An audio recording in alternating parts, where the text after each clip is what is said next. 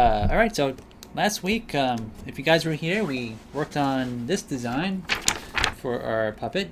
And so this week we're going to work on hopefully making him, at least the armature. Some of the things I want to do is I want to make a mold for the eyes. It's going to be a really simple mold. I'm going to show you guys how to make. And so let's first discuss maybe this character a little bit. Is this sort of like a frog character, maybe like a mutated frog, or something that maybe I don't know, maybe you'd find this around Chernobyl or something in Russia. Like, I don't really know the story of this character yet, but we're gonna just kind of make them, and we can make up the rules as we go. So I had to do some preparations because I don't have a garage, in this small space here. So obviously, all my tools had to be here for the job, and so I've got actually a lot of stuff here. But first I want to talk about these eyeballs. So Ron Cole was kind of joking before that these eyeballs might roll off the table pretty soon, but they won't, because they actually are flat here. And these were given to me by Tony Marathu, who worked at Wolverton Studios. And these were the eyes that they used in, I think this was the PJs, and several other, characters used eyes of this diameter. And I think this is probably, I'm going to say 3/4 of an inch, somewhere around there.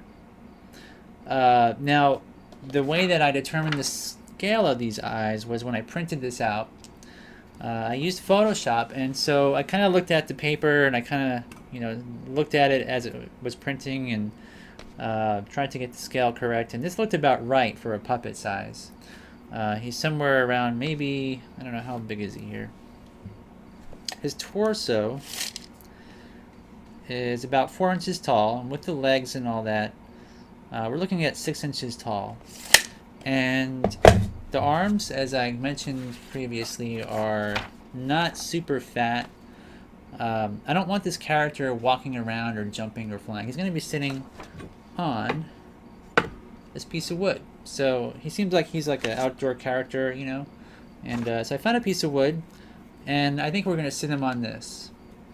So this will be his base. And I went ahead and drilled, beforehand, I drilled some holes in here, 3 of them.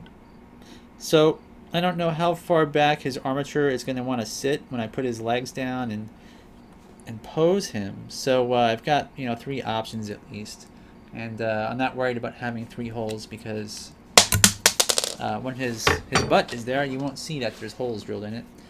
Now, if I were really trying to make this really awesome, I would probably go out and find some natural log or something, or cut a piece of wood and make it really nice. But I figured this is what I have, and so this is what we're going to use.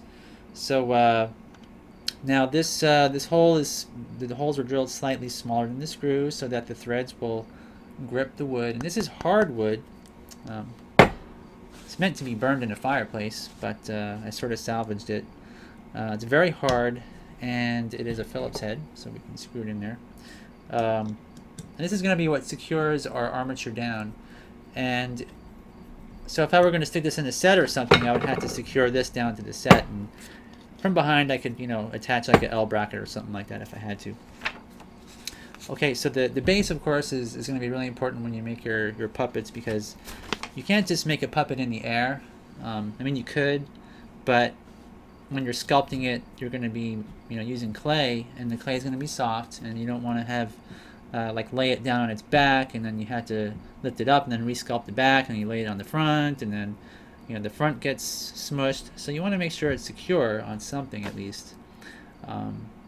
And the other thing I want to say is, if you're going to make your own puppet, you might want to figure out how to detach it later on, so you could place it on another set piece or whatever. But I'm not too concerned about that right now. I want to focus mainly on just the puppet for the rest of our live show. So first off, the eyeballs, like I said before, these are from Wolverton Productions, and there's a certain way to make these. And when I worked for John Lemon Films, they made eyes that were more cartoony and not really like this, and I never really learned until I met Webster Colcord, and Mike McKinney. And then when I went on tour at the studio, John Ashley showed me exactly how they do these. And these are made from like an acrylic, I think it's acrylic casting resin.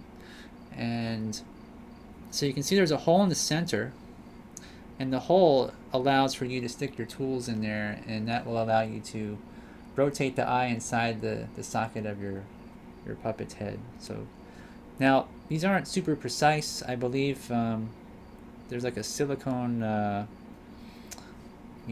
tube that will go inside there to create these holes, and it's not really the greatest way to do things. You want to probably use something like a drill bit to do that later. But the way John Ashley showed me how they do these is you want to take or find some sort of a plastic ball that's the proper size.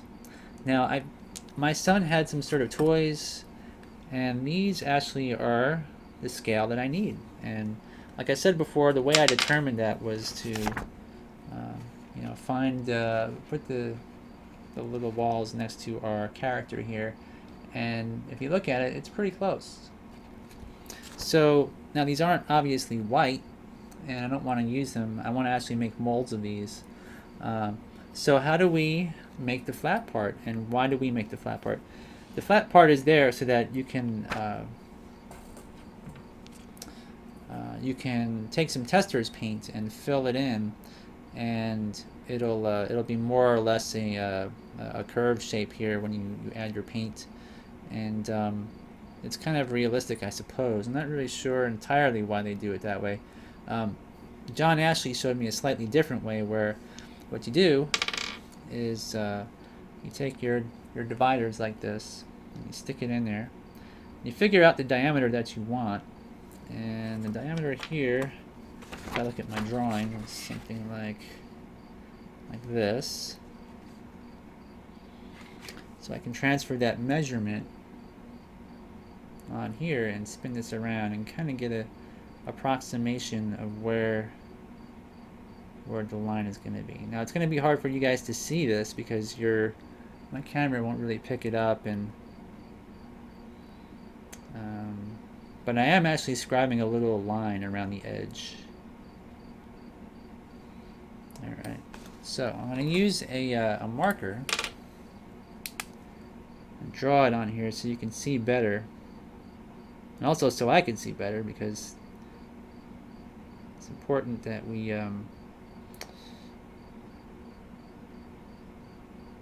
there's a reason for this. Okay. That's actually pretty horrible. Alright, so that would be like what the eye would look like next to our design. Okay, so I don't have a drill bit here. I should have thought of that. Let me grab a drill bit really fast. I will be right back.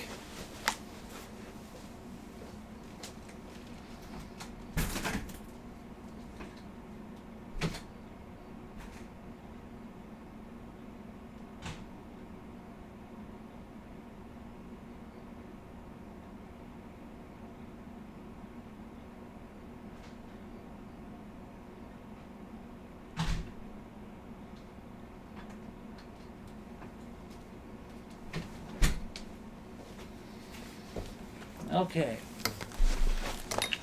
If I had a way to do this in the garage, I would, but I have a whole series of drill bits here.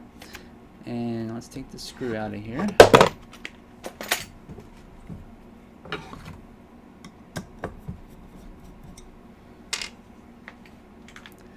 So here's our drill bits, and got a power drill. Now I've got a wood drill bit. You don't want to use drill bits that have a little point on them. If you guys can see that, might be kind of hard to see, but there's like a point on the end, and then it's kind of like flat here and sharp, and that's meant for wood. So you don't want to use a wood drill bit. You want to use one for metal. Let's see here. So you can use a drill bit. Let's see what's a good size.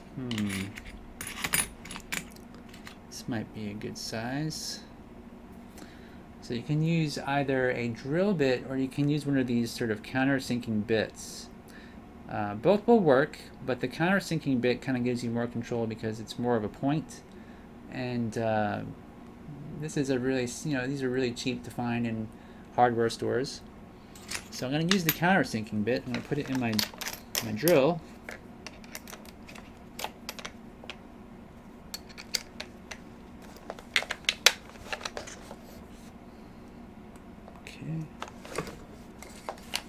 And here's the eyeball. And so we're going to stick it in that hole. And this particular toy ball already had a hole drilled in the center. I don't really know why. I don't know what this was used for. Now, if you don't have a hole in the center, you can use either a pin vise like this, and you can drill it in, or you can just use a small drill bit. And I've got some small drill bits here. Now you don't want to make the hole so large because you don't want it to be seen on camera very easily, but you don't want to make it too small because you want to be able to take a paintbrush and get black paint on the inside. So keep that in mind. Alright, this is pretty noisy, but we're going to countersink this eyeball just like this.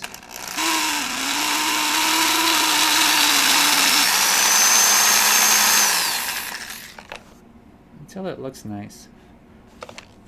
Maybe a little bit more.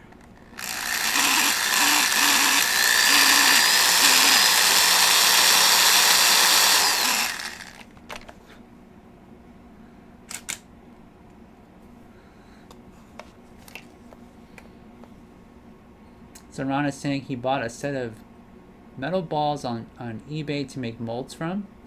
He says, I think it has something like 10 different ball sizes, which was great. And that's cool. Like a little kit of ball sizes.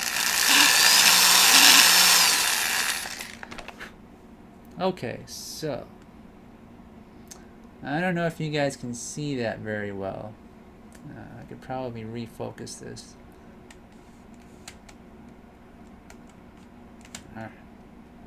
Focus ring. Yeah.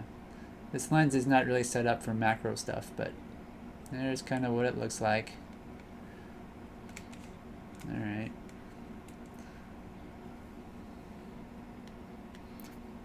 I'm going to take a drill bit and just try to clean it up a little bit because it's a little bit of like I don't know what you want to call it, gunk on the outer edge. So just use this again here at a slower speed.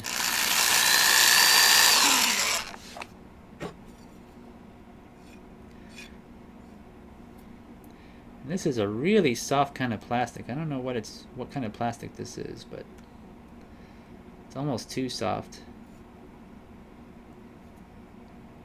It's almost like using hot glue or something, you know. But when you use toy stuff, toys are not really made for for making puppet parts and things. Okay, well.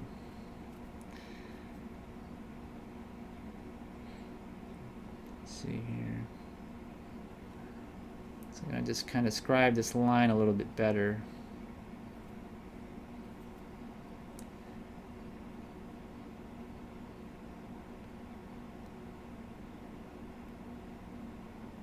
Okay.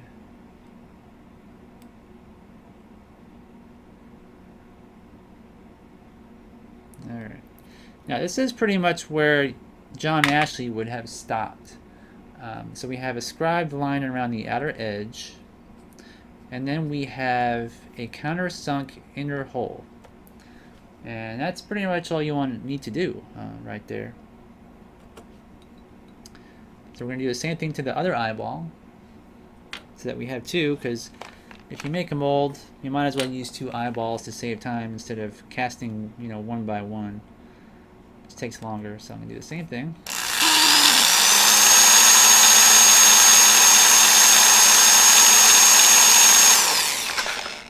try to match them. Make sure I don't go too deep. I should move this slightly so you guys can see better what I'm doing. Just kind of putting them up against each other. Trying to judge if it's close or not.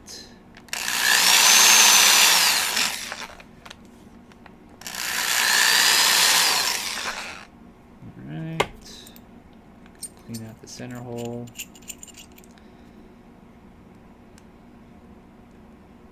Just using my fingernail to get that melted plastic off there.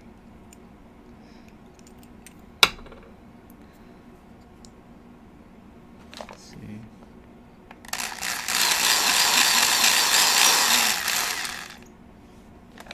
Okay, that's pretty good. Now I'm going to match the diameter again, which I can, I can use the eyeball that I made before, or my drawing. Make sure this is the right way.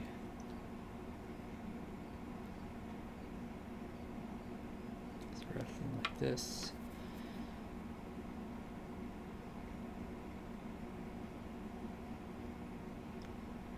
Just kind of scribing it, making sure that there's an actual indentation there.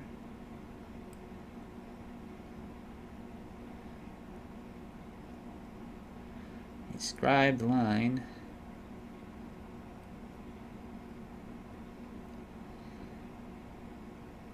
Okay, so what does the scribed line actually do? You're probably asking, well, why do I add that? And the main reason is when you add paint to this, the paint will actually stop at that point, and it's like a little guide for your paint to flow. And I'm really unhappy with the way it turned out, to be honest. Don't like it.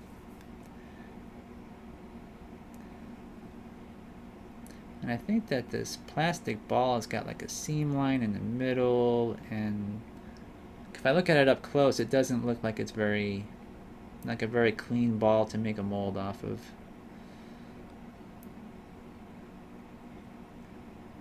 So, and also my line is not really that perfect, but alright, it's kind of.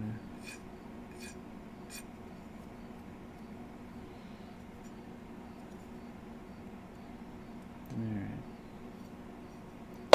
So I think I made one a little bit larger than the other. I did. Let's see. Oop, I lost an eyeball. Like Ron Cole was saying. Oh, there it is.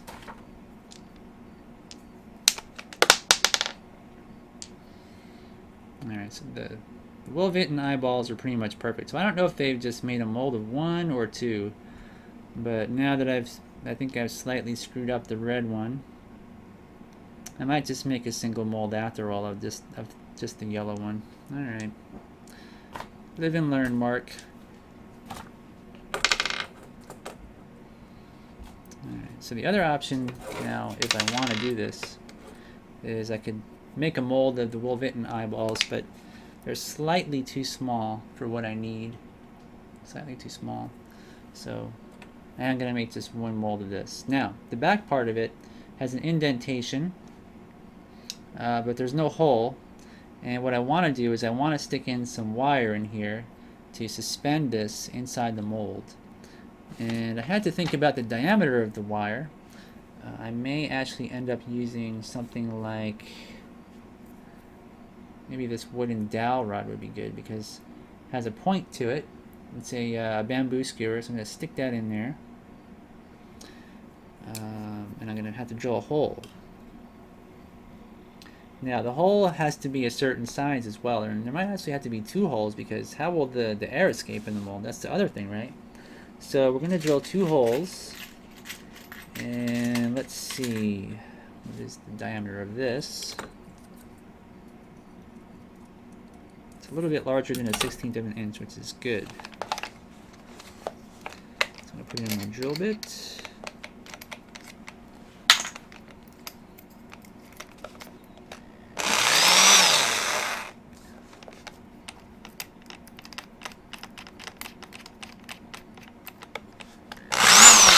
Alright,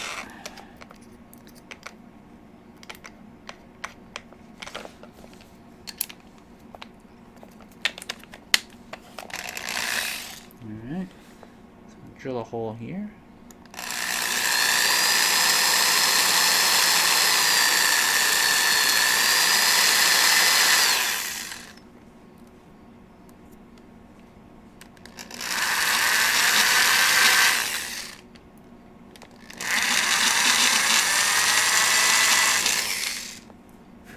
Alright, so there's a hole.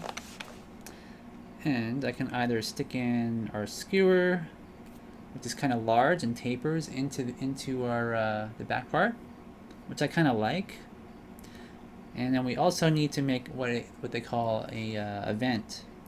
So we're gonna make the vent, I think, out of something smaller.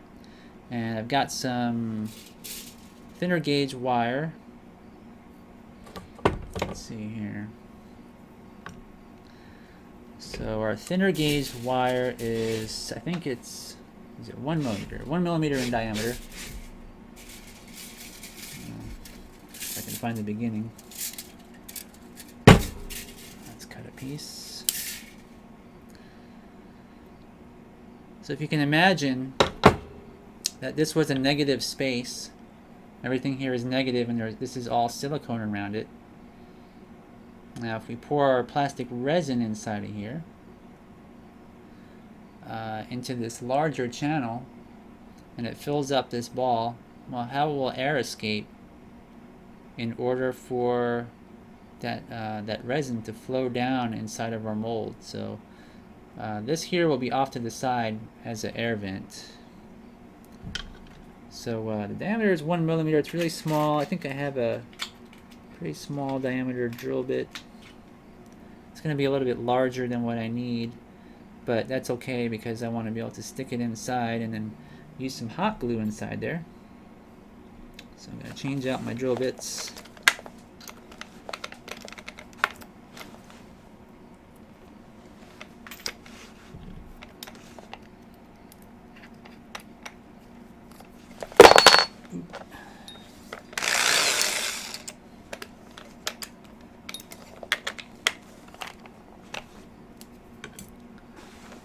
Alright, so here's going to be where our vent is.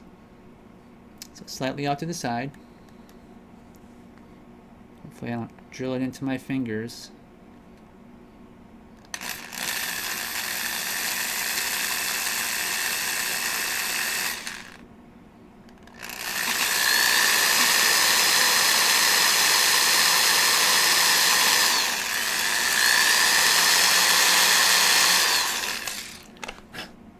Okay, let's see how deep it is, and then 1 second, let me secure. Nope, it's got to be a little bit deeper.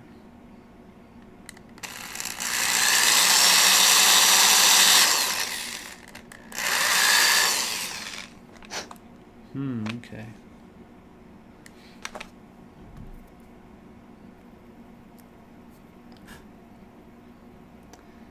All right, so that's what it looks like right there. You guys can see that.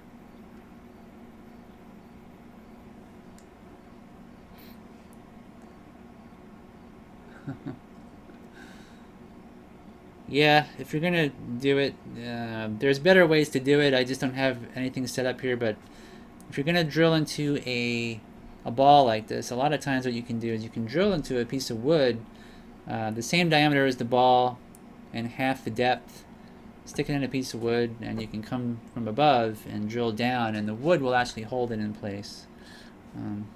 I would recommend everybody do that. Absolutely. Okay, so actually I don't want this in here because I'll probably hurt myself. Take this out. Okay. So now we're done with drilling, and the next part is we need to make the mold. And it's really easy to make a mold. There's two things that we need.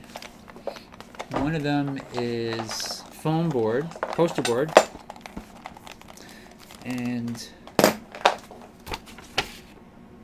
Well, actually, we need a few things.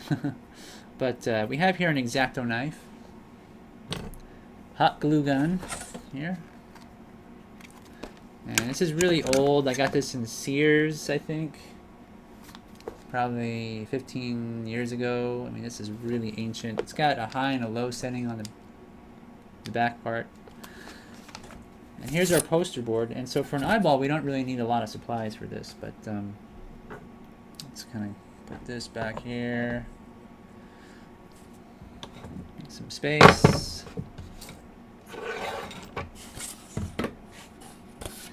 So what we need to do is we need to stick this into a piece of foam board.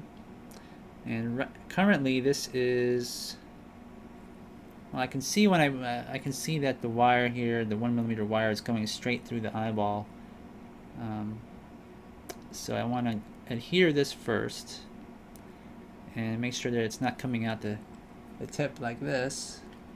I don't want that. So I want to make sure that there's a channel inside the center of the eyeball where that's not going to be a problem. So I want to make sure that this wire is slightly pulled back. And so I'm going to heat up my hot glue gun. It's going to be on high so that you guys don't have to watch this thing heat up for too long.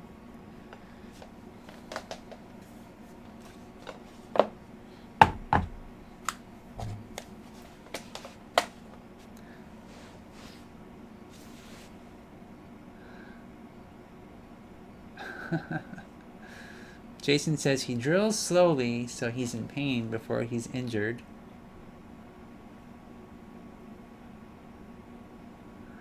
And Janet's asking about the monthly challenges. She says nobody entered. Well, if nobody enters, it's probably because we're still working on them. I think there's how many more weeks left? 2 more weeks or so? Alright, so the next thing I want to do here is I want to cut this piece of wood, and I want to make sure that I don't want to make this channel very long. I want to make it kind of stubby, and when I make the mold of this in silicone, which I won't really use a lot, and I'm going to be making the mold off, I'm not going to be making it in front of you guys because I'm going to mix it up, but when I'm done with the mold, I can actually make this channel larger if I have to, just by using an X-Acto knife and cutting the silicone. But this is a good size, I think, so I'm gonna there we go. Yeah, bamboo is a pretty crazy material. It kind of has these little fibers on there. These don't really help.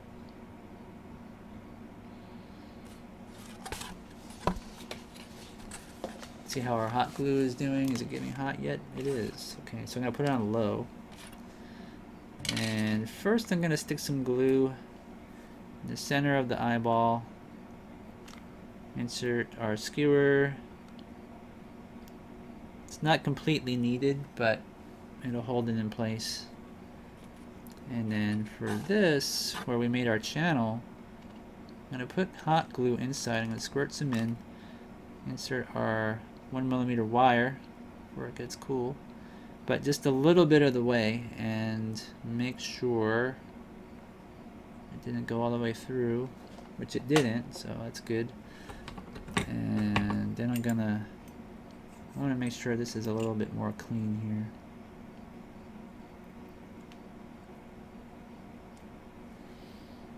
Okay. So I'm going to zoom in a little bit for you guys. If I can do this, here we go.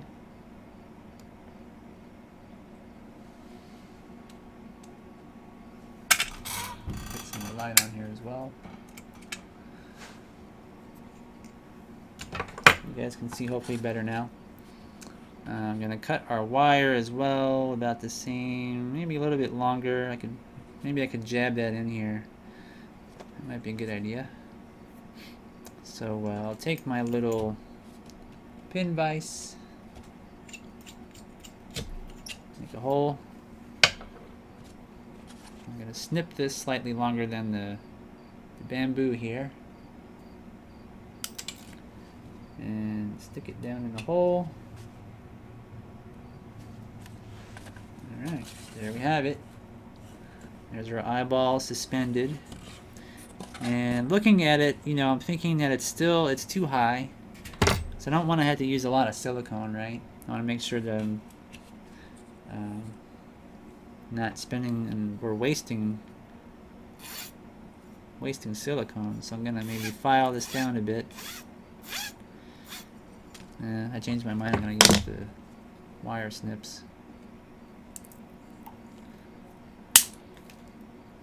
Wow.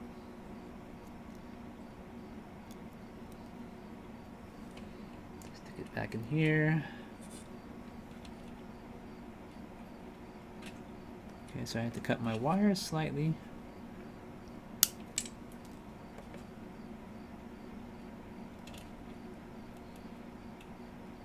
Okay. It's a little bit better. Like that. So now I'm going to put a blob of hot glue right next to that hole. And there we have it.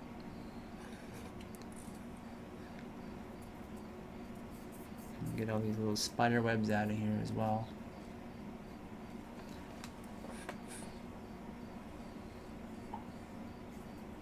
Okay.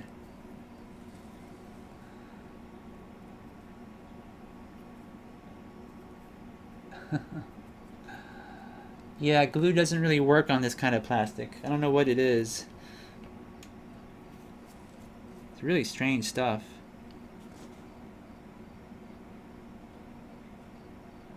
But hot glue works, you know, well enough. It'll hold.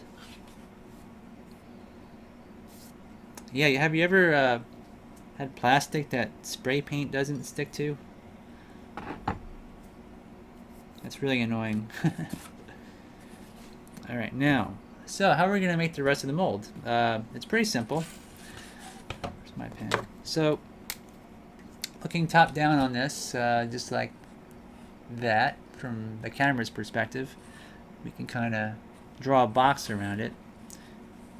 So I'm going to do it looking at it with my own eyes.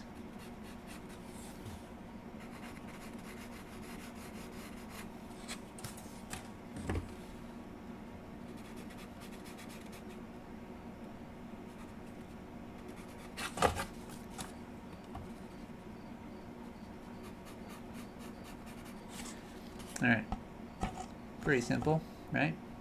So you can see from this perspective how I've got enough space between the edge and the eye, but it's fairly close. I could probably come in a little bit closer from here. You see that? So the size of the box that I build around it is determined by looking from this specific angle 90 degrees down from the top and seeing how close to how much of a gap there is between here, the eyeball, and the wall. So we know if we make it too thin and we put resin in there that the resin might bulge out the silicone if it's like paper thin and it's like translucent. So we've got to have enough thickness there in silicone, and that's about a good, you know, fairly thick amount there that shouldn't be distorted by the resin being poured into it. And then to judge the height of our mold, we're going to take another piece of poster board and just kind of put it up alongside here like this. And we're going to say that needs to be a certain height above, right? Because you want to have a certain thickness of silicone above the eye as well. You don't want to make the mold box shorter than the part. So actually I'm going to use some dividers, and I'm going to give it a little extra height, something like that.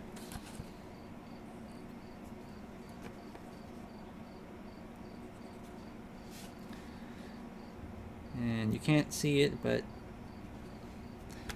I've just transferred the measurements on this side and on this side. And we're going to draw a line right across. One of the tricks about these kind of things is you can slide the ruler out, which is a lot easier. I should zoom out.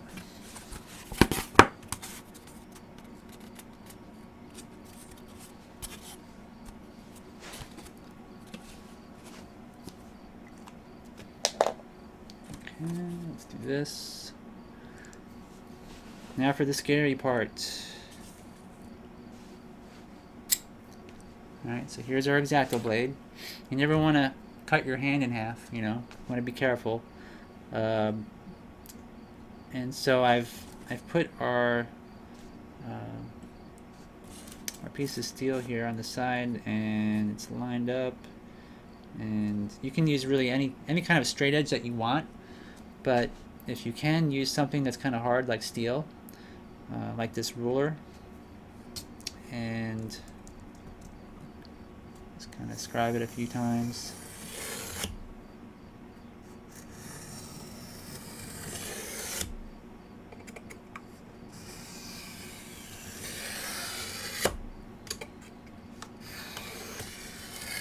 Alright, slow and easy. Okay.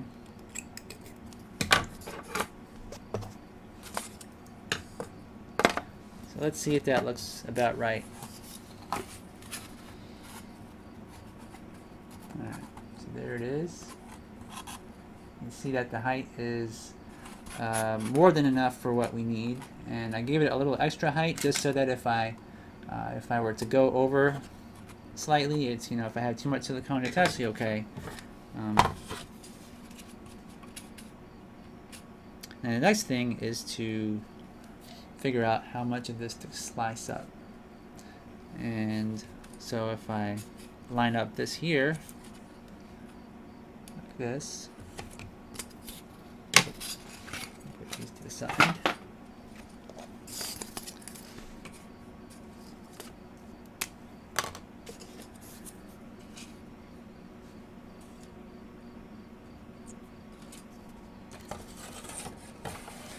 I put little marks around the edge. Keep turning.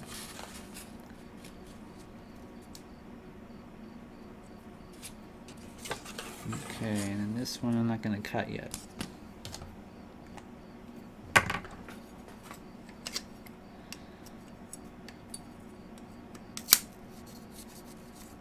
Put this back in here. If it wants to go in there,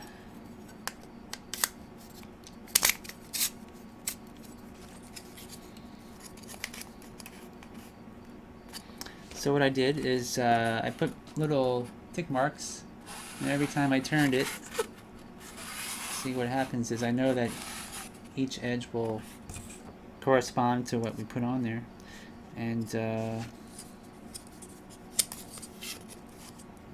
better lines here.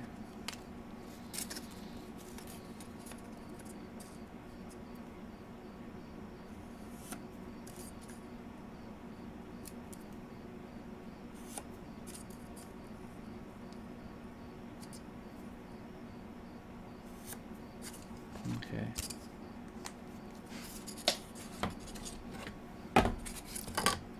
So now I'm going to cut this, our walls, but I'm not going to cut it all the way through. I'm just going to cut about halfway through our poster board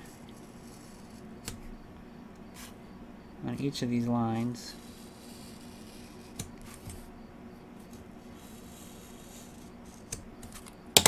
And I'm going to kind of snap it. And this will be our box. So now if I had cut all the way through here, there's a chance that these would leak, but these three edges are sealed, and then I just have one edge to seal here. So it makes it really simple. Now there is of course a chance that I measured this wrong, and so I'm going to stick it on here, and there it is. All right, so oops. That is how you make a very simple one-piece mold, like that. Now I'm going to mark this. Where's my pen? Just going to draw a line across here like that, and now I know where to cut this last piece.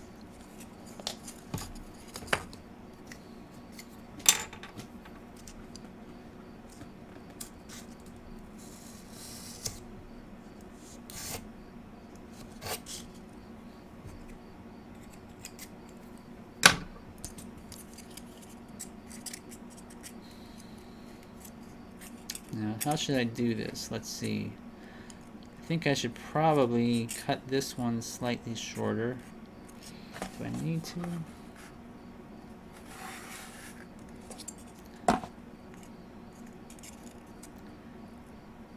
That's okay. The next step is to hot glue it all. And so we're going to take a finger and kind of hold it down. Make sure it's centered. And just go around.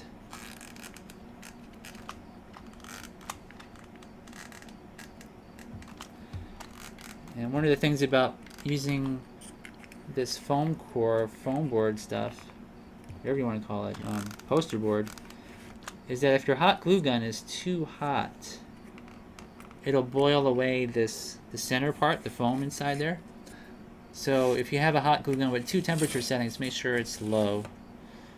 Just keep that in mind, because I've done that plenty of times. And then, you know, silicone, when you pour it in there, it could seep out of it, and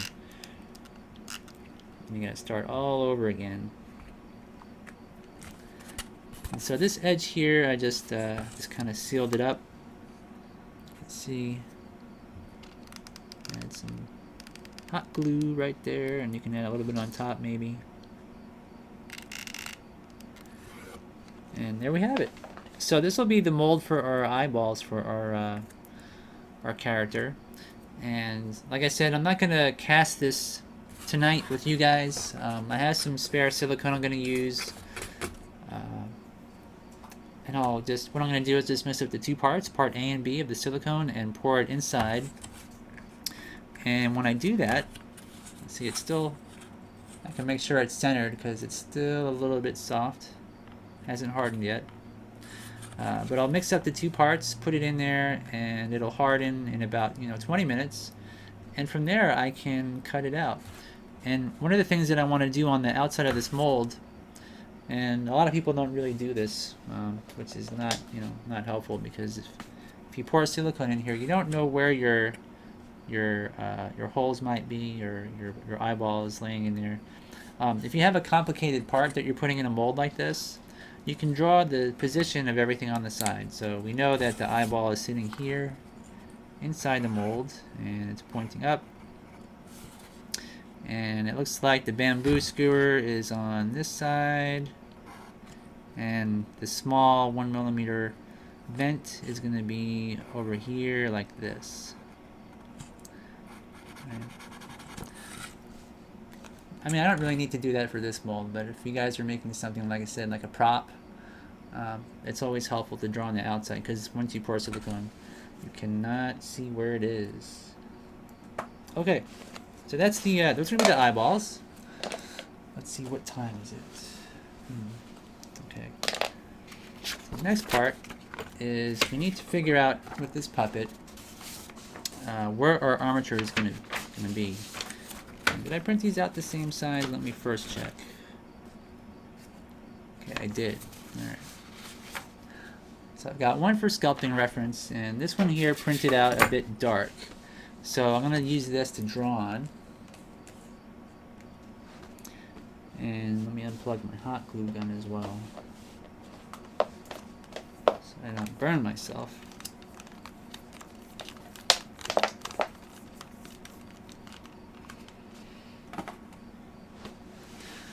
So how do we go about making our armature? Now, you'll notice when I made this design, the layout of the design is where I have the arms and the legs kind of off to the side. Now, this is not going to be the pose that I make this puppet in. I'm going to make it different, but this is good for making measurements. It's also good if you're going to make a foam latex puppet, to make it in this arrangement so that the mold making process is also easy, because you can simply make your you know, box around your character kind of like this, and have your pry points and maybe your keys in the center. This would be a basic mold arrangement for something like this, splayed out like this. And of course you don't have to, like, if you want to spend a lot of time and make a design a certain way where you can see the pose and everything, that's perfectly fine. But you know, for the purpose of saving time, this is why I designed him this way. So now we've got some eyeballs here. We got to kind of think about how we're gonna you know, make this armature. Is the head gonna move? And I don't think the head can really move here. I think it's too thick in the neck area for that. But the lips, you know, these lips here are, we can animate those as either replacements or like stick-on mouths, or we can do it the old-fashioned way and actually like, dig in here and sculpt this frame by frame for animation. Sort of a lost art. But I think for this, it's such a simple design. We'll just kind of get started here. We'll go in the center of both legs, and we will kind of go in the center of where everything is and do that. So we know that these arms here are kind of like this in the center. And the hands will have to have some kind of material for the clay to adhere to. A couple of hands. And we need a spine to attach the two. And then we also need to attach this whole puppet to our piece of wood here with our screw. Right? So we need some way to do that. And if we have a floating pelvis here, we can't attach this to our piece of wood because we want to have enough like clay or meat underneath here. We don't want to have this wire, you know, stuck directly to the set. So we're going to make a little tail coming off the center, if you want to call it that. If you're dirty-minded, you might call it something else, but this will be our wire that comes through the spine. And we'll need like a little loop under here, and this loop will be what we put our screw into. And then above here, I don't know if I'm gonna what to do with these eyeballs. Now I could have 1mm wire drilled into the middle of them like this, because from the side, I think the eyeball, if this was one of our eyeballs like this, we'll have some clay around the outer edge, kind of like this, almost like a eyelid or of some sort on the back of the head. When we attach it, so this part would be clay. So I think we would need some kind of a wire coming underneath the eyeball to attach it to the armature.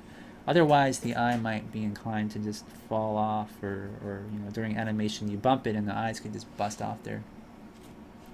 Let me get my cat away from my computer here. Sarah, what are you doing? What are you doing up there? This is my cat, Zach. He's a real pain in the butt sometimes.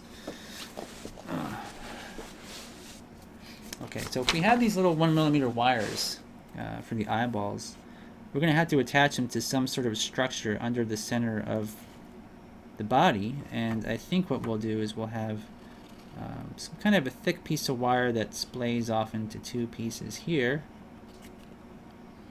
And that will be what we attach our 1mm eyeballs to, eyeball wires to, like this. And then for the feet, that's another thing to think about. Maybe we'll have like a piece of something here to stick to. a paddle of some kind, because the clay needs some surface area to stick to that. And this isn't very symmetrical. So maybe this is a little bit bigger, something like that. And so I'm looking at, I'm thinking for the spine, we'll have 3 strands of wire, so it'll be kind of thick. Like this. For the arms, I think that, I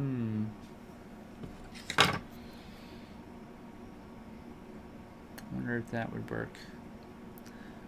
It's kind of feeling the tension. I think that 3 strands of 1mm wire. So let's go with, this will be 3 strands of 1/16 inch. And 3 strands of 1mm. And for the eyeballs themselves, we're looking at 1mm wire, single, 1x. We could use pro epoxy here, perhaps. We're going to do things a little bit quick tonight. I don't want to have to mix up a lot of pro epoxy. Let me see here. So I'm going to go with 2 strands of 16th inch gauge wire for the feet. So let me see. 2x 1/16 inch for the legs. And that should be it, really. Now the fingers won't need any kind of wires or anything like that, because the clay itself is strong enough to hold itself up in this kind of configuration with just, small fingers.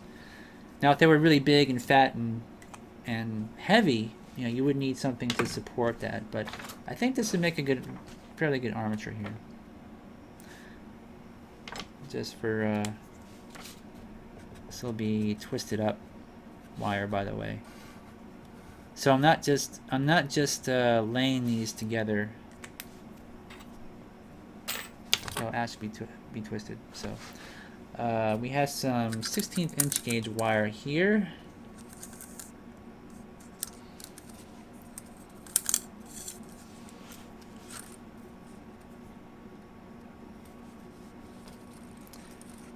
I want 3 strands for the spine, and I need some extra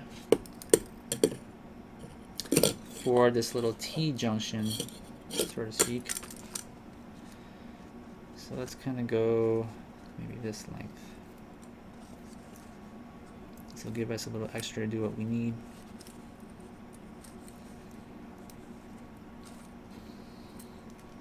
Alright, so here's our wire. And we have some snips, and we're just going to snip this off. And normally I would take a drill and do this, and I might actually do that. Let's see if I can put my drill back in here.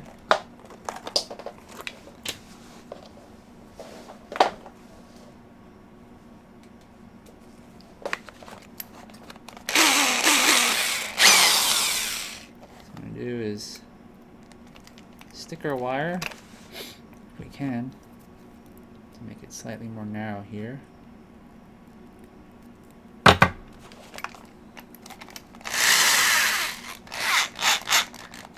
Alright, so here we have 3 strands coming out the end of our drill bit. I'm going to take this clamp here. Normally I use a bench vise, but I'll try this and see if it actually does the job, and it's not going to. So I'm going to use some pliers and grab it. I want to make sure this is a little bit more narrow. This. Alright, here we go. Oh. Come on. There we go. Alright, so it doesn't have to be perfect.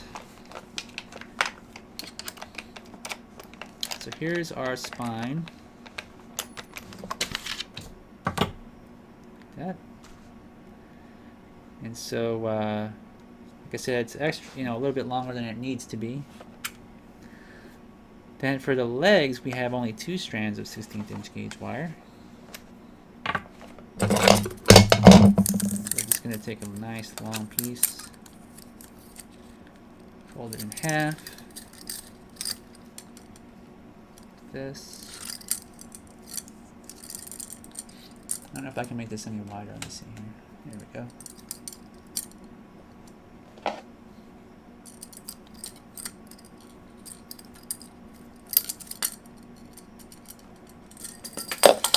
Hope you guys are having fun in the chat. I'm not focusing on the chat tonight because kind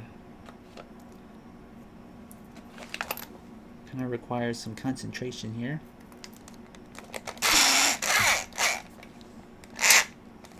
Alright, let's twist this up. And we're going to do this.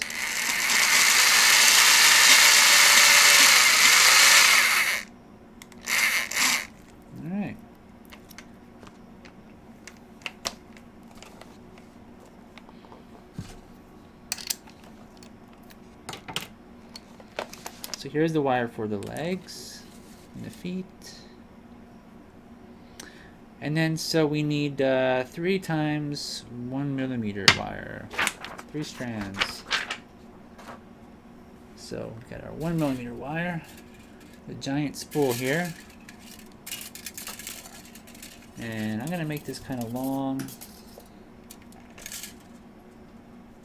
So let's say about this long here, and then we're going to fold it over, fold it over,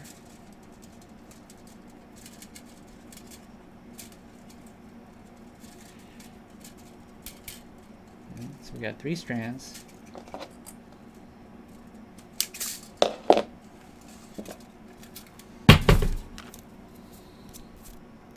Got hot glue on myself. Ugh. Okay, so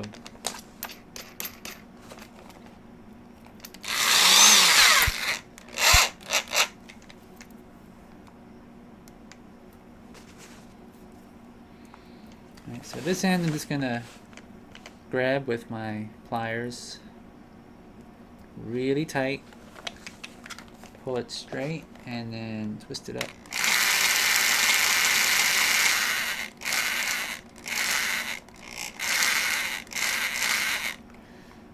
Okay, that's good.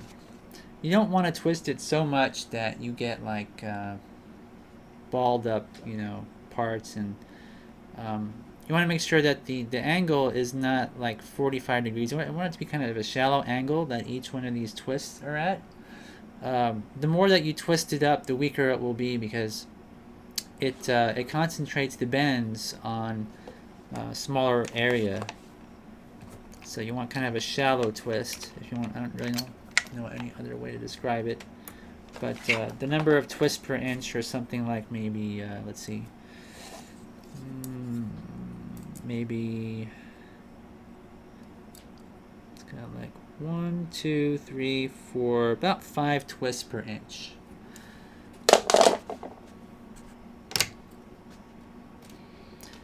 And the eyeballs are going to be just 1 millimeter. So what I think I want to do is, how shall I do this?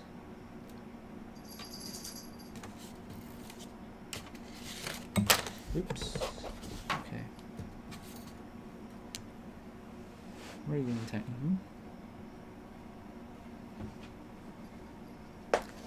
Here's the other cat that's always causing trouble. There you. Okay, so for the spine, what I'm going to do is I'm going to untwist one wire on here. And the reason why is because I want this wire to hold our arms in place. So I want to untwist it about halfway. Something like this.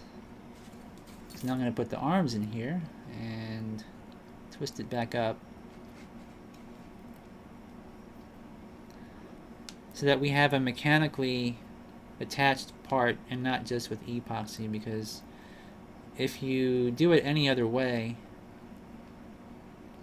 or try to do it just, you know, where you're laying two parts together and putting epoxy, it's not going to be very strong. So wherever you can, you want to make sure you have like a mechanical connection there. So these two are essentially intertwined pretty good.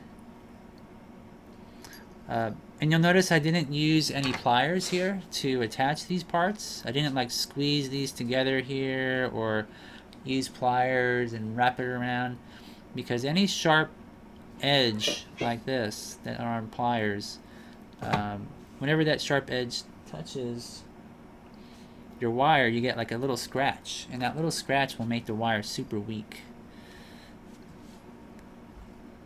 And we don't want that. So here's the arms, and I'm going to take a marker and I'm going to mark where the legs have to be on here. It's going to be right there.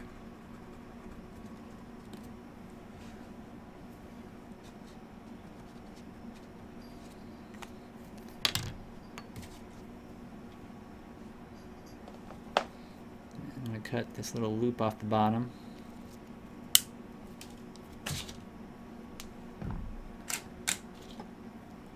Oops. And I'm going to separate the wire again, all the way a little bit past where I've marked.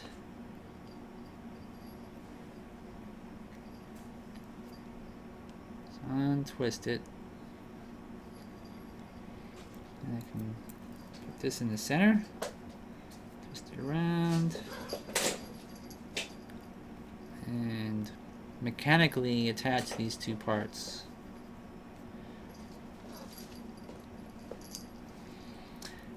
And for this, like I said, it doesn't need to be pretty. This is all going to be epoxied here in a minute. So I'm going to make sure that my measurements are okay. And it looks pretty good.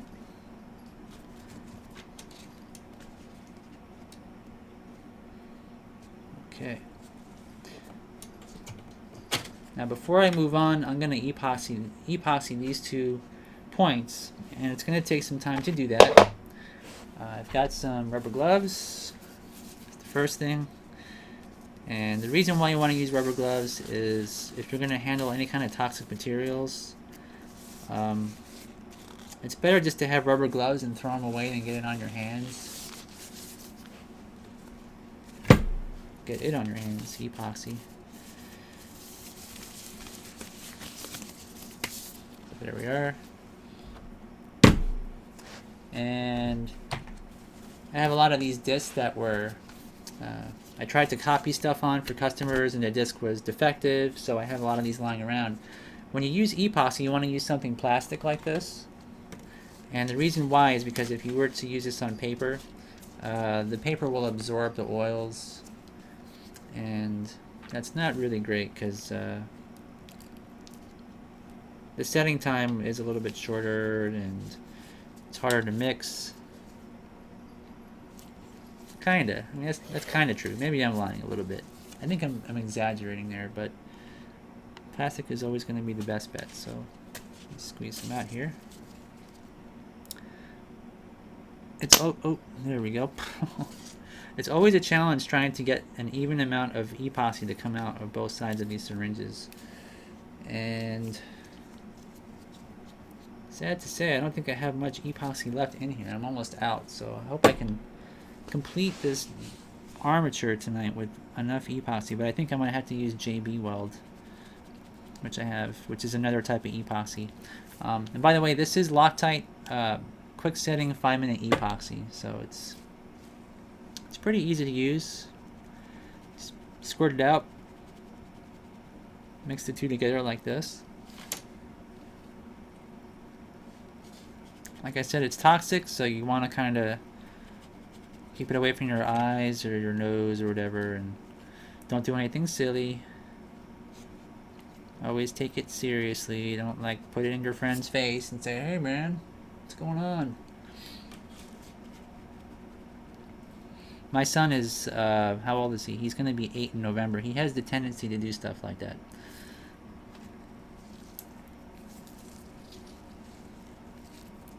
So I don't know if there's any 8-year-olds watching. I kind of doubt it. But anyway, we're going to take this epoxy. Oop, don't drop it on the floor. And I'm going to put this right in these connection points. And I'm going to kind of make sure that it flows into them and covers everything nicely, because these are going to be under a lot of stress. But the good part about that is that this epoxy is very strong. The only time this epoxy is not, I wouldn't recommend using it, is for puppets that you're going to bake in an oven. Like if you're making a foam latex puppet, I made the mistake of using this on an armature. And when I did that, the epoxy shrunk a little bit, and it cracked and became brittle and didn't work. And my animation suffered because of that, because I had to limit myself to the problems I had with the armature afterwards. Alright, so I've pretty much overdone it with the epoxy here, just to make sure that it flows into everything really well. And we're going to let this set up for 5 minutes. And what I'm going to do is I'm going to kind of rotate it, make sure that the epoxy stays in place. You never just put epoxy and walk away. Sometimes it takes a little bit of playing with before it gets firm.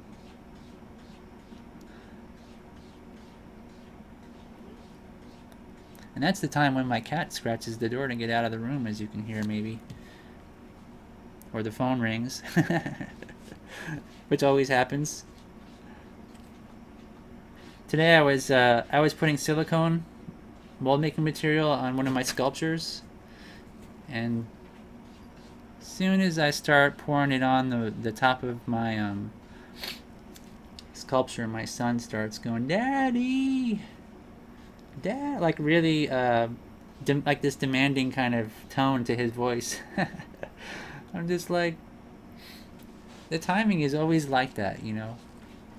You start to do something like this where you can't walk away, and somebody needs your attention.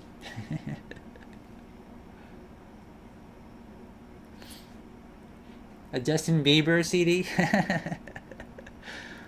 How did you know?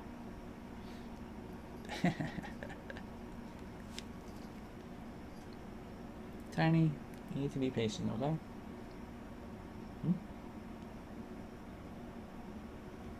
What do you think you're doing?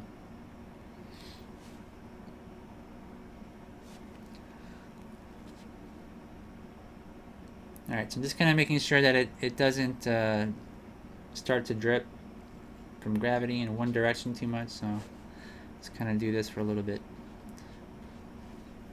Okay, I'm going to let my cat out.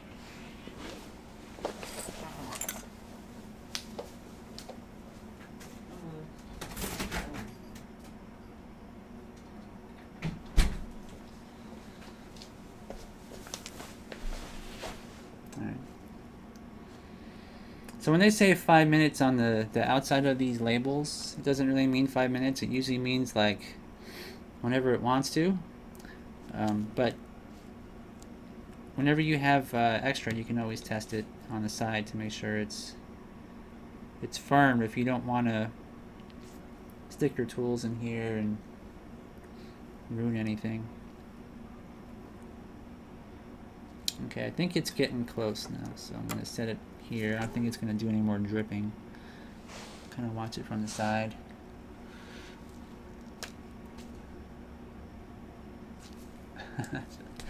Yep, AOL CDs would be a good CD to use for this.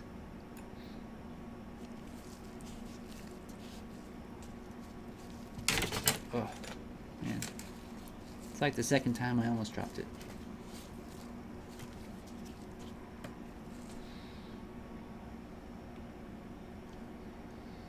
So Ron says I only use the Pro Epoxy 20 for these joints. I don't trust the 5-minute epoxy not to run down between the strands and end up where I didn't want it. Yeah. Depends on how precise you're trying to be. Like this particular armature is... Okay, I think we're definitely good now. I'll just let this get hard here. Let's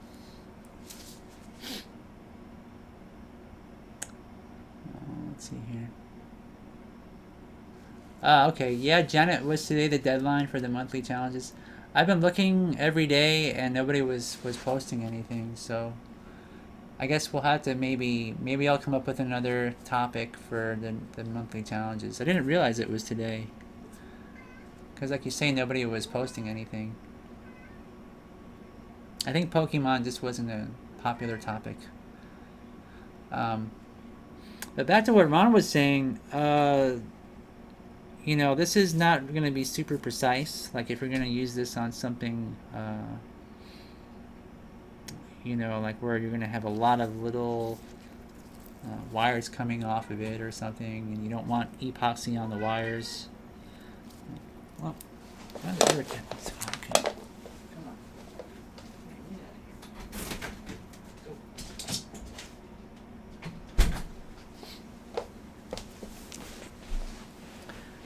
on. It'll definitely have a you know, I don't want to drip on stuff over time. It's really liquidy at first. But see, I kind of like it for this particular purpose because being that it's so fluid, it gets down in the cracks really well, and that's what I wanted. So, and there's nothing precise in the center of our spine here. Like there's no need for precision, so that's okay. All right, so off on the side here, I can kind of see it's getting more firm, but definitely not hard yet. Still gotta wait a little bit longer. What time it is?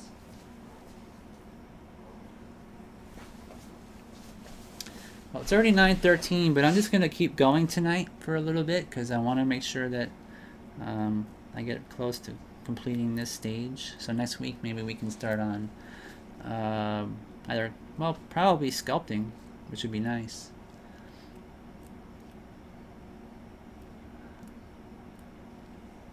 So Janet is saying maybe fairy tales for our topic, monthly challenge topic. It's not a bad idea. We could do that. Does anybody else think that's a good idea?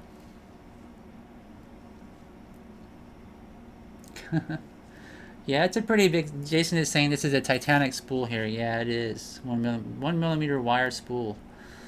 I think it weighs like maybe 4 or 5 pounds or so. It's pretty heavy. It should last me forever. Hopefully.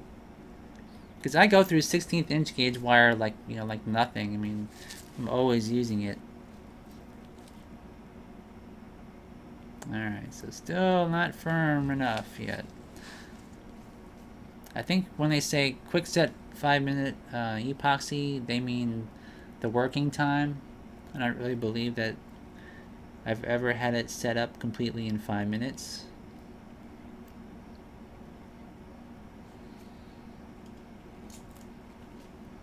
Okay, so the next thing we're going to do after this is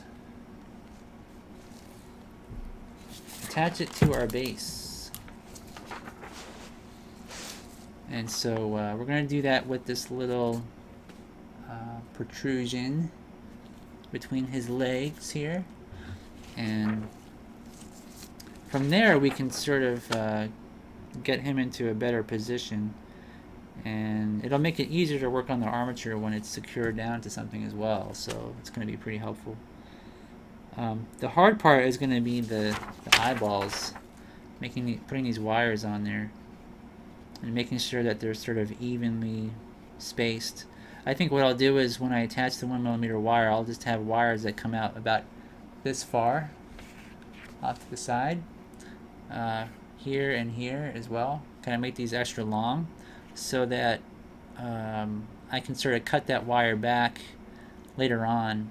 I can add clay on there, you know, and then have the wire sticking out, and then I'll probably add the eyeballs last, just because that'll allow me to trim that wire to the sculpture itself, and that's probably the best solution. If I were to cut the wire too short and then I sculpt them and then I realize that the wire is too short, I can't really add length to that wire. So making it a little bit too long is always helpful when you're making armatures like this.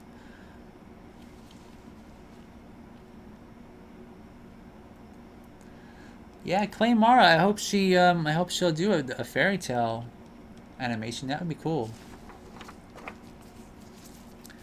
She's got a new channel. I don't know if you guys have seen her YouTube channel. It's I forget what it's called. I subscribed, but it's different. You know, it's got a whole bunch of different topics, and it's unique. You know, which is really cool. Okay, let me see here. So looking at this, I need to mark this wire here. Yeah, okay, so our epoxy is still slightly too soft, but I can start working on the rest of this now. So our protrusion is about like this.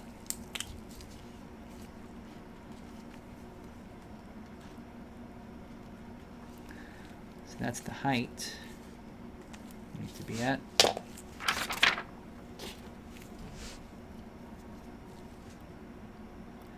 Now I do think I'm going to use the front hole here that I made. Let me see if I make a measurement of the leg. It's about like this, which is actually perfect. Okay, so, seems perfect, but if I add clay, let's see, be here. Yeah, I'm actually going to drill a hole slightly a bit more forward than where it's at. Let me put that over there. Since I do have my drill bits and everything here, so it's not really a big pain in the butt to do that.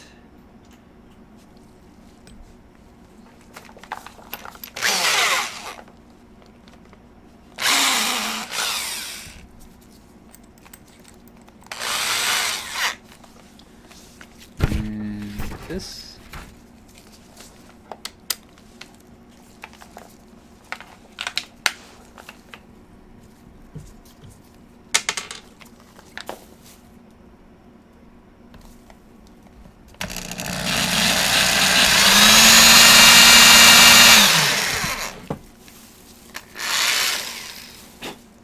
Okay. That's where this will be. Get my screwdriver.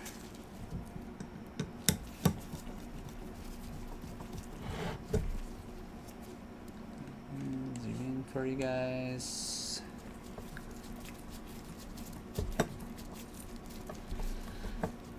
Now if I had a washer on here, it would be better. A washer on the shaft of our screw so that we could really tighten this down good, but on the bottom of our armature, I'm just going to loosen this up.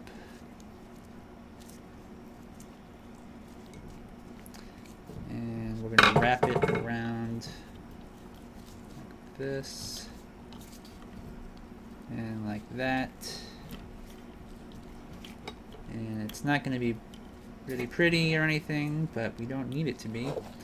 And since this part is not going to be bending anywhere, I can use my pliers. Bend this up. So I'm going to do two things, and I'm going to heat up my glue gun again as well, quickly.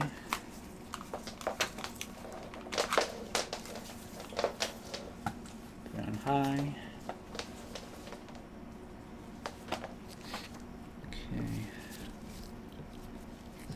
going to twist this around, make this connection as good as I can.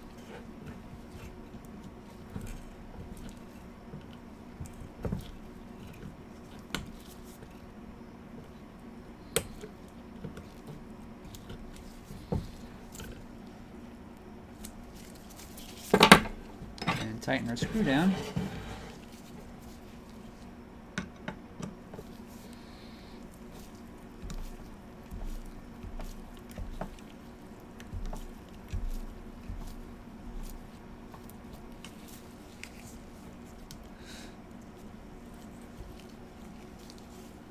Thanks, Ron. Cool. Yeah, I'm sure she'd like the fairy tale topic. All right, so my armature wants to spin on here. That's okay. I'm gonna let it spin, and then right before it gets super tight, I'm gonna see if I can get this around.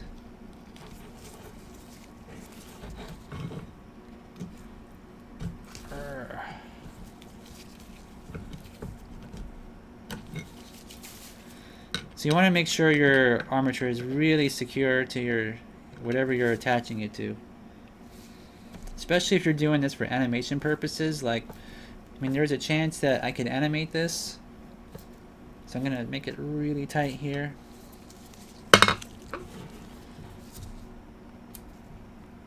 There we are. So these will be our legs, our arms.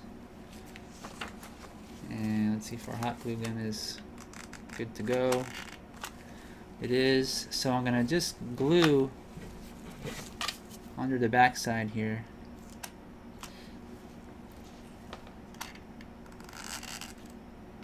This won't really add a lot of strength, but it can't really hurt, so I figured just add a nice glob of hot glue back there. This will be all covered up with clay, so I'm not worried how this looks. Some here. Okay. There it is. A nice big blob of hot glue.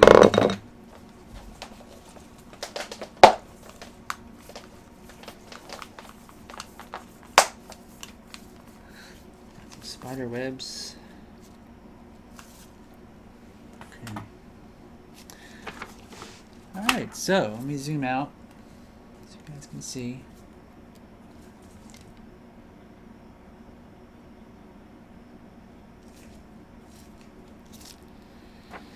I can probably take these gloves off now. My hands are going to get sweaty. That's one of the bad things about these gloves is your hands get sweaty in them.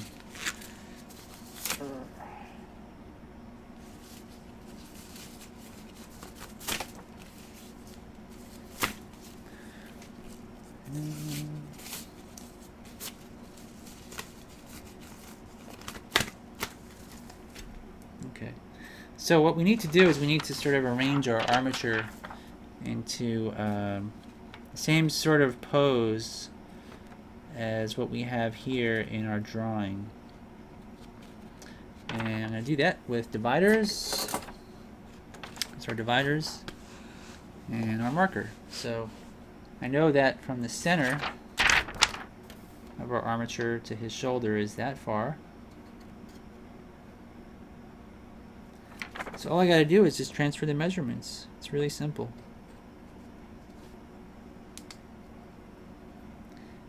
And you want to make sure you double check every single measurement. So I go to the center, and right here is where we'll have a bend.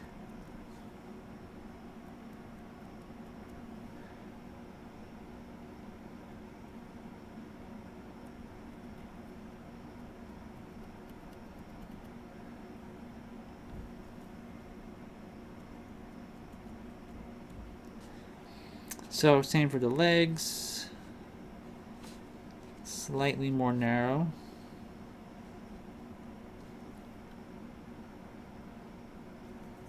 Here.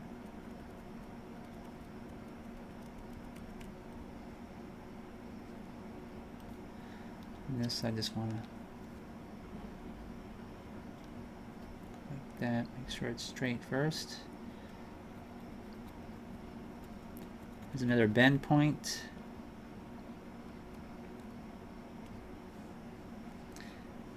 Then from this point, at the shoulder, measure that. It's about right there.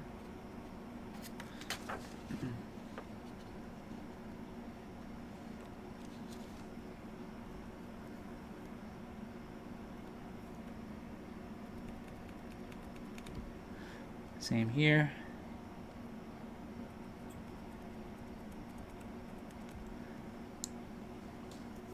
Then measuring from the elbow to the hand, or let's say to the wrist.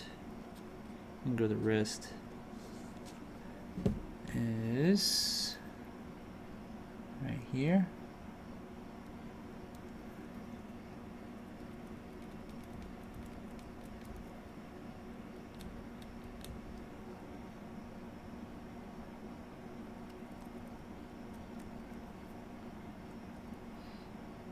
Okay. Now, from the next point on the leg is going to be here. So hopefully you guys understand what I'm doing here is just marking off where the bend is going to be for the wire at all the joint points. And some of these joints are going to be fairly close.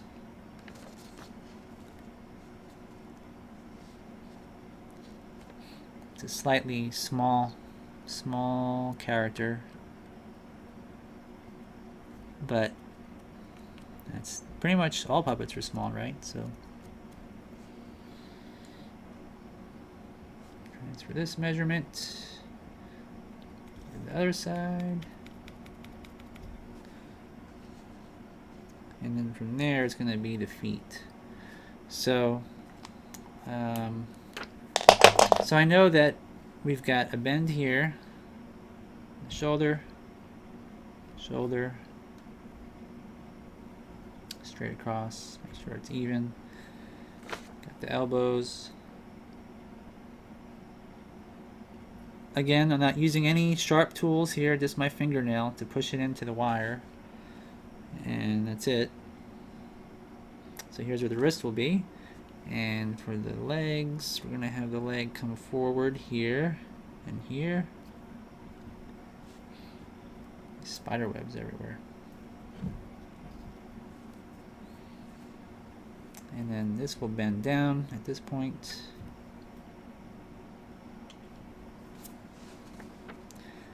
And we'll bend upward here.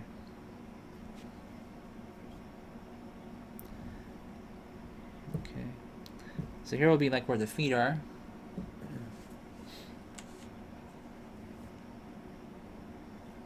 So I've got all this extra length of wire here. Now what I could do is I could take like a piece of wood or pro-epoxy or something and add little feet and cut it off, or I could actually just use the wire and roll it up and make little feet as well. Same with the hands. I could either use just pro-epoxy there, or I can use the wire. For the feet, I'm just going to use the wire. So what I'm going to do is I'm going to cut them a little bit, maybe up to here. And you never want to, when you first cut your wire, you don't want to cut it short. You want to make sure you give yourself a little too much length. Excuse me. And then when I fold this over, I can use pliers because, again, I'm not going to animate the feet. But I might not have to. Let me just see. So, yeah, I think what we can do is make a loop here.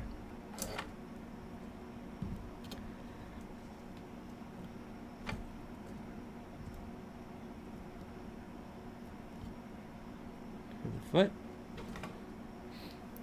I probably could add pro-epoxy here just because it would be kind of sturdy that way compared to the way it is now. this one here. Bend it in the same direction. This.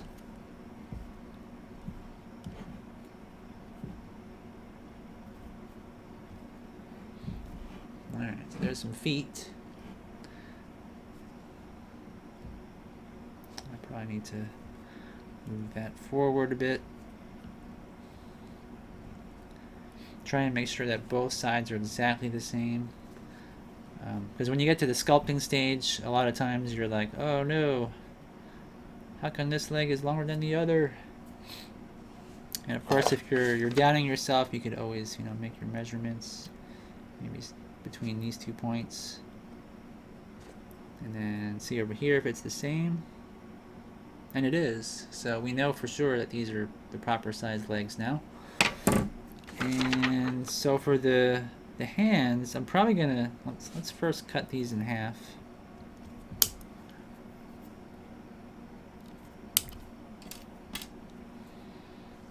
Let's see here.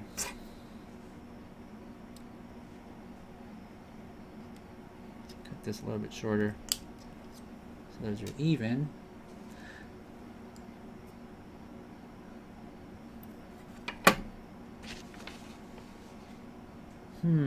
Okay, so I'm gonna untwist one strand of wire here because I want the wrist to be on I only want 2 strands of wire for the wrist here.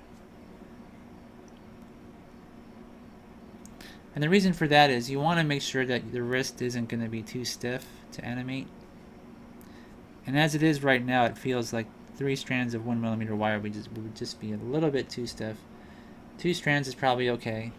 When I untwist it, I want to take that one strand and I want to wrap it at least once around to make a loop there, and that loop will prevent these 2 strands, should they for some reason want to separate during animation. It keeps it it makes it a little bit stronger there. So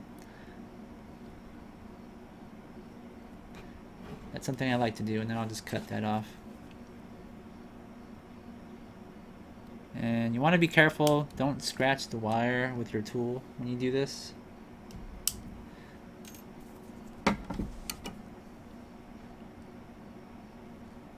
Because the wrist is, you're going to use that wrist a lot during animation, so make sure you don't scratch it.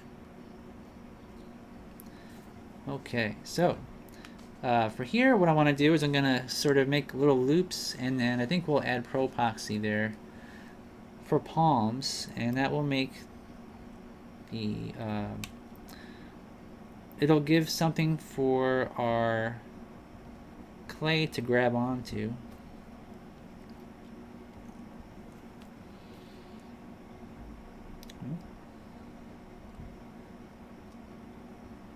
Now I can use a tool here because, like I say, this part will not be bending, just the wrist will. So I don't want to avoid using tools here, but here is okay.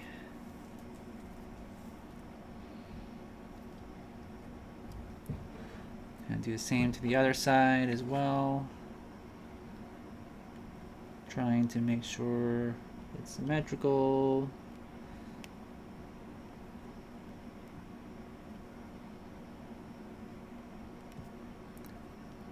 Okay. So let me zoom in and see what I'm doing better.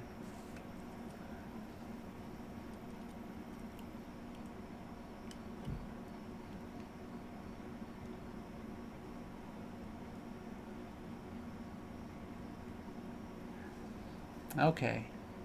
Now when I add pro epoxy to these little wrists or little hand parts, this wire should be enough to hold everything in place.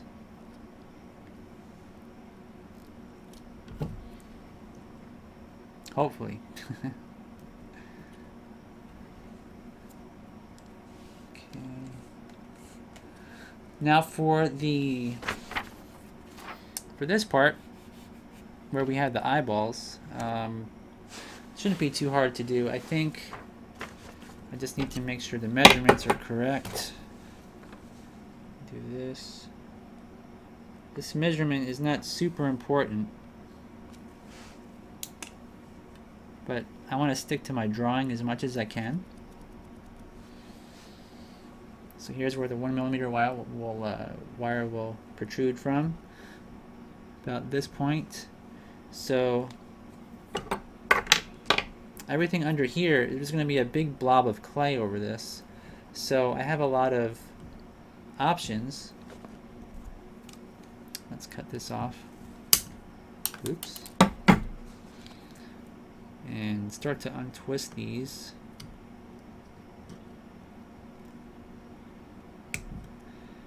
And again, I want to try to make as many mechanical connections as I can. And I think I'm going to take this one and wrap it around once more here. Like this. Okay. So now we have these little horns, or whatever you want to call them. I'm going to fold it over. Now, let me do something here. Maybe you guys can see a little bit better.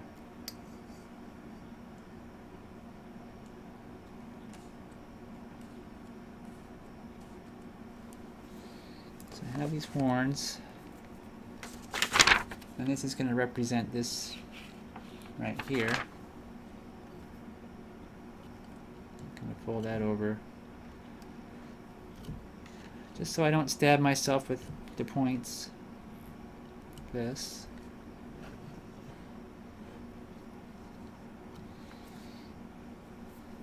And now I'm going to take some 1mm wire.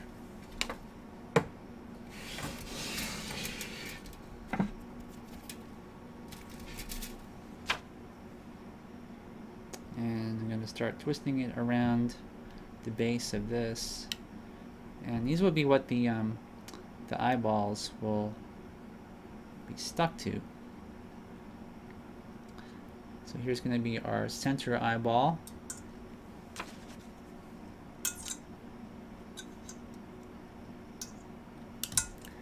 Like I said before, I want it to have a lot of extra length here, just so I can play with it later during the sculpting phase.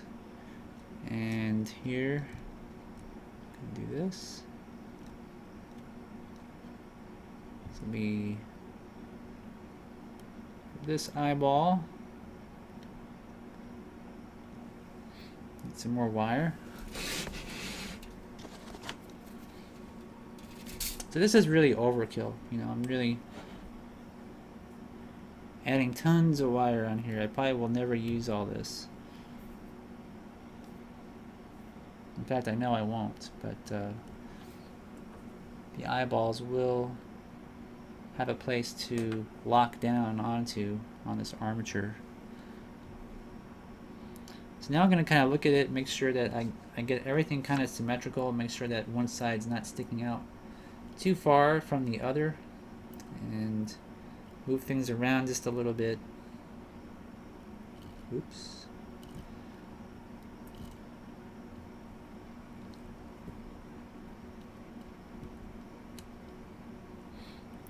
Okay.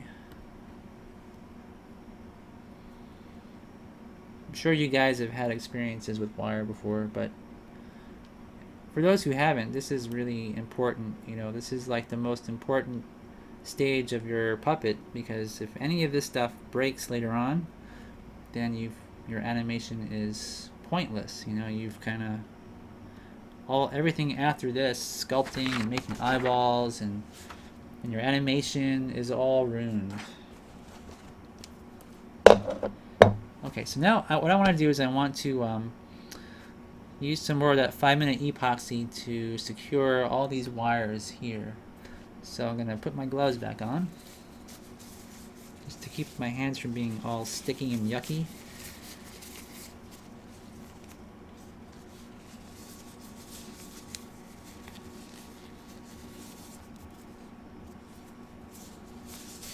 Crudista. Well, yeah, if you subscribe to our YouTube channel, I think you should get a warning somewhere. I think they send out emails, don't they? I think it's on Google Plus, though.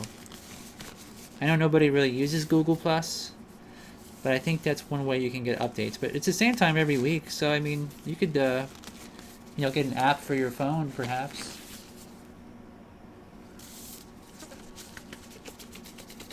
All right.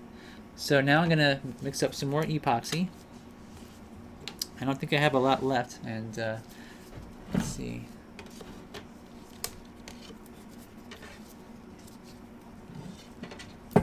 Zoom out.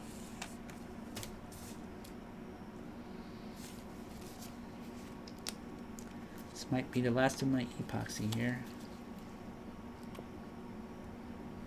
Okay. Oh, just a little bit left in there.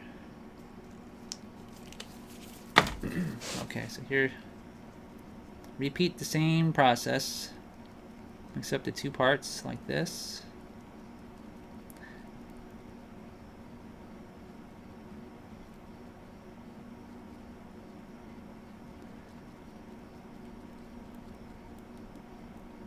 Then we need to think about bones for our arms and legs if we're going to animate those. And I don't think I'll be animating the legs. I think I'll just keep those the way they are. But so here's our epoxy.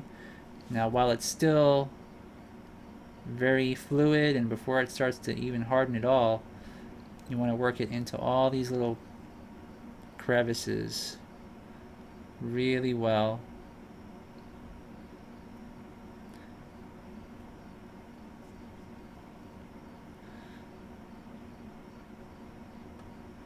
Just like this.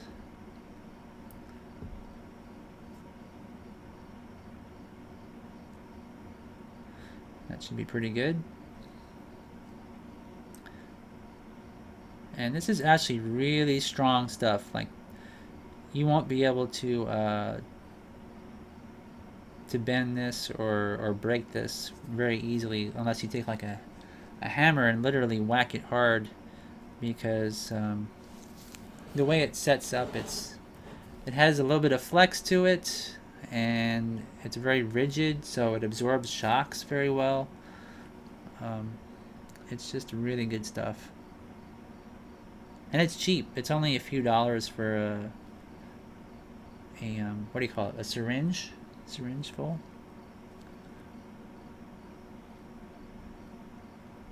Okay, there it is. So once this sets up, like I said, it'll be nice and hard. And then we'll attach our eyeballs to these wires later. Much later. In fact, it's gonna seem strange when I sculpt this, so you won't have any eyeballs. And that's the part that really gives your character all their life, is their eyes. So it's, like I said, it's gonna seem unusual.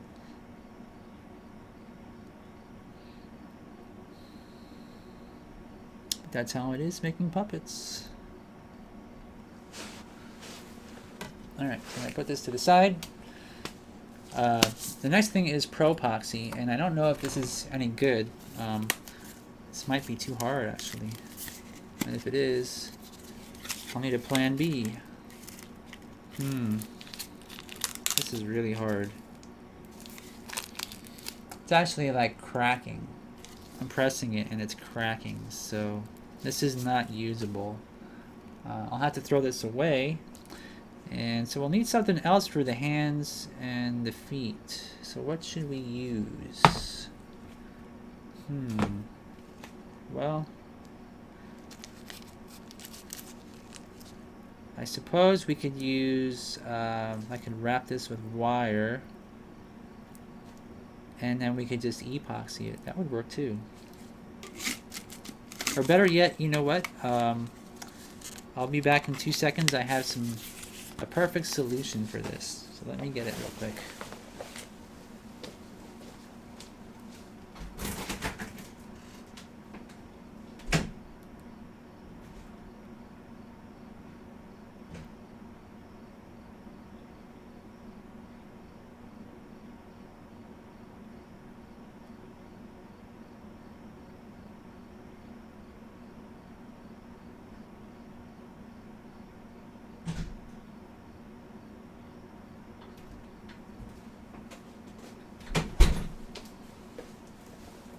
scissors.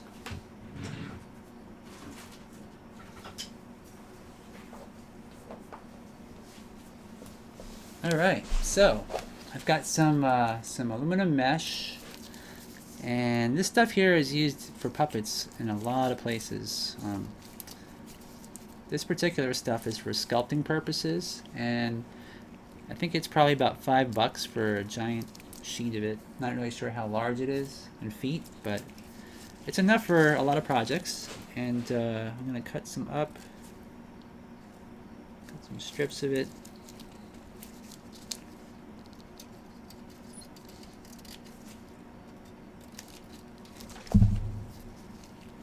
And let me cut this in half. One for each foot. Let's wrap it up.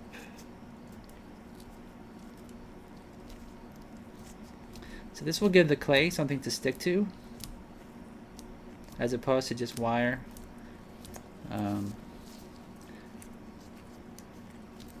It works great.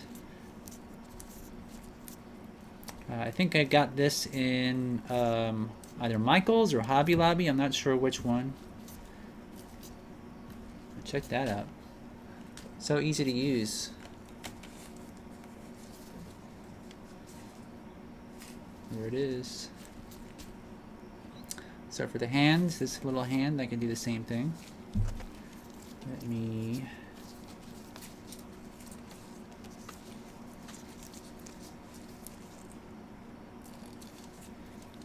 off to the side, cut another piece. Cut it in half. So for this hand, this on here.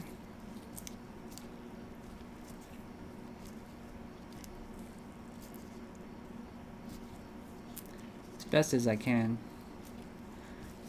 It's a really small hand or a palm. Maybe even too small. We'll find out when I get into sculpting.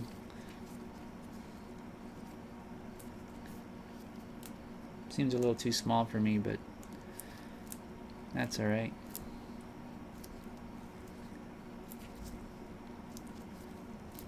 Oops. Alright. You guys see that, hopefully? So, I don't want to just stick these on here. We had to attach it somehow, because you don't want this mesh sliding off the armature as you're animating, right? So you have to always kind of keep that in mind, that every single part has to be firmly attached to the next part. So let me get some crazy glue. Hopefully, let me see. I might open up another. If you buy crazy glue in office supply stores, I always buy them like this, and the reason being is once you open up your super glue, it tends to dry out really quick, and you try to squeeze it out and you can't get any more. It dries out once you open up your little container. So this way you always have fresh and never have to worry about having to go to the store. So I'm going to see if I can squirt some out. Oh, I can. Good. I actually thought it was dried out, but it's not. So I'm just going to crazy glue this. Get the hands covered first.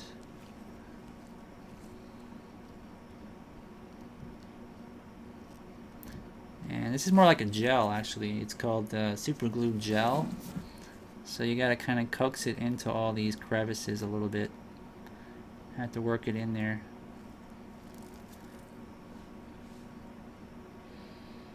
Kind of squirt it on there and then push it on. So this tube here I think is just about done. Let's see if I can get more for the feet. Oh, okay, that's good. It's like squeezing toothpaste. There's always a little bit left.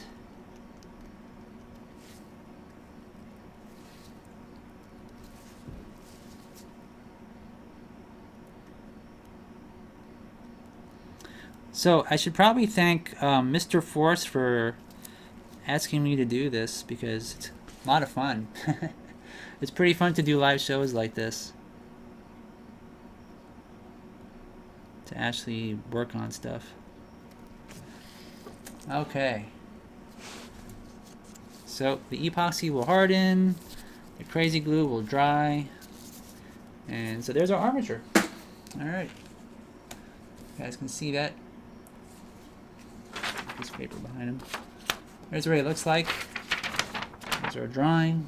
And so I believe, if the measurements are correct, that all of this will be the way it needs to be.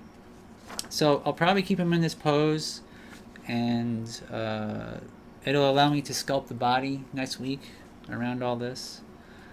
And also, one of the other things I'm going to do is I'm going to make a pour the silicone in here before next week as well. And that's it. Alright, so thanks guys for stopping by.